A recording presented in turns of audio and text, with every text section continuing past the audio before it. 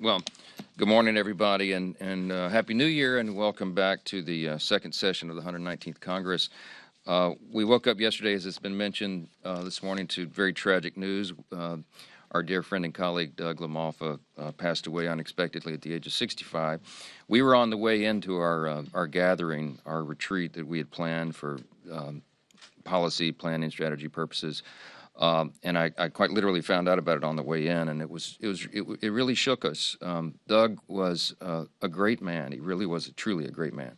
He's a lifelong resident of Northern California and deeply loved the people he represented. He was a fierce fighter, as you've heard, for his state's its vast natural resources and its beauty, and the people he represented. And there are stories coming out from his constituents about how dedicated he was to the people he served, and how in that vast area of Northern California that he covered, he would drive hundreds of miles to go meet with just a handful of constituents, and people would ask him about the wisdom of being on the road so much. And he said, I represent them just as much as I do the people in the big city, and they deserve to have their rep. And we just love that spirit about him.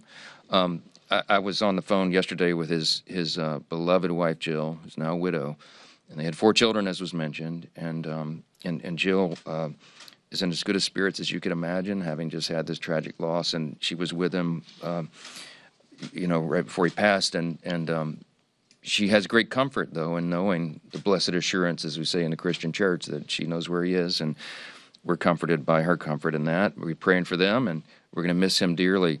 I told her that Doug was, he's one of the most respected people in this institution, not just because of his selfless service and what he brought to it, but the way that he dealt with others and dealt with all of us. And I told her just a brief reflection that came to mind. I was on the phone with her yesterday. A few years ago, I was the vice chairman of the House Republican Conference, and one of the jobs of the vice chairman is to amplify the message on the floor. And so we try to fill the floor time, and I would sponsor these special order hours, and I would try to recruit members to come, sometimes late at night, and use that time effectively and advance our message. And Doug LaMalfa was the most faithful member always, and was to the day of his death. Blake Moore is now the vice chair and told the same story this morning, but I told his wife, Jill, last night, I said, I remember this one particular night, I think session had been canceled for the following day, and everybody jumped on airplanes and went home, and everybody canceled their RSVP for the floor, and Doug showed up. He showed up. He always did.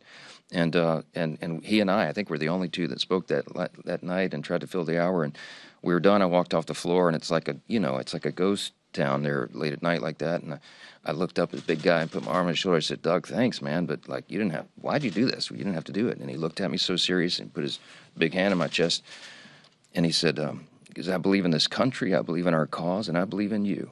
And he said, we have to fill this time to tell the American people what we're doing. And I love that commitment about him, and we all did. Tom McClintock is a colleague of his from California, and they've served together for a long time, and Tom told me yesterday, I don't think he'd mind me repeating this, but he said, I think Doug LaMalfa was the kindest man I ever knew. And he said, y'all know McClintock, he's real serious. He said, I'm not saying one of the kindest. I'm saying the kindest man I ever knew. That's a high praise, so we'll miss him. In addition to this beginning, the second session of the 119th Congress, it's also, as you know, January 1st marked the beginning of our 250th year, the semi-quincentennial, or as we like to call it, the supercentennial. And it is going to be a big year for America, and we're excited about that. The America 250 Committee kicked off with an epic firework display on the National Mall a couple nights ago to commemorate the 250 years of American excellence. All 50 states, of course, will follow with their own events around the country this year, and of course it will all culminate in the nation's birthday on July 4th. We have a lot to celebrate. We're still an experiment in self-governance. There is no guarantee of how long this grand experiment will last, but we are very bullish on America. And we talked about it this morning with all the House Republicans gathered.